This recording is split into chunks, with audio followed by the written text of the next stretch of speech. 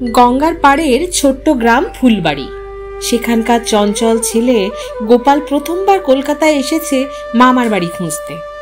ছেলেবেলা থেকে সে একটা কথা শুনে এসেছে, কলকাতা অনেক বড় শহর, এখানে সবকিছুই পাওয়া যায়, শুধু হারিয়ে গেলে খুঁজে পাওয়া মুশকিল। মামা চিঠিতে ঠিকানা লিখেছিলেন ৮ নম্বর বসাক লেন, হাতিবাগান। গোপালের হাতে সেই চিঠিটাই ছিল, কিন্তু শহরের বিশালত্ব দেখে তার মাথা চক্কর খাচ্ছে। বাস থেকে নেমেই সে এক পানওয়ালাকে জিজ্ঞাসা করল, কাকু ৮ নম্বর বসাক লেনটা কোথায়?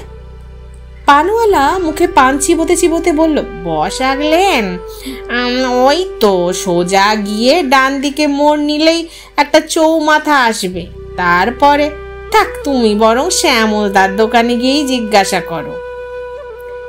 গোপাল হাঁপ ছেড়ে শ্যামলদার দোকানে গেল। শ্যামলদা এবার চিঠির ঠিকানাটা দেখে বলল, বসাক লেন? আহা, আমি তো জানতাম এটা হাতিবাগানের দিকে, কিন্তু নিশ্চিত নই, তুমি বরং গলিতে একবার রিক্সাওয়ালাকে গিয়ে জিজ্ঞাসা করো। রিক্সাওয়ালার কাছে গেলে সে বলল, বসাক লেন?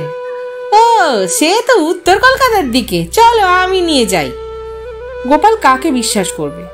সে কি আর করবে, এদিক ওদিক ঘুরতে লাগলো।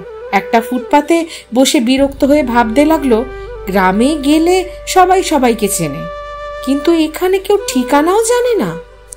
হঠাৎ একজন ভদ্রলোক এসে বললেন, বাবু তুমি কি হারিয়ে গেছো? গোপাল হতাশ গলায় বললেন, হ্যাঁ কাকু, মামার বাড়ি খুঁজতে গিয়ে উল্টে নিজেই হারিয়ে গেলাম। ভদ্রলোক ঠিকানা দেখে হেসে বললেন, আরে এটা তো একদমই কাছে, আমি ওই বাড়িতেই থাকি, চলো। গোপাল অবাক হয়ে বলল, এতক্ষণ ধরে সবাই ভুল ঠিকানা বলল, আর আপনি 1 মিনিটেই খুঁজে পেলেন?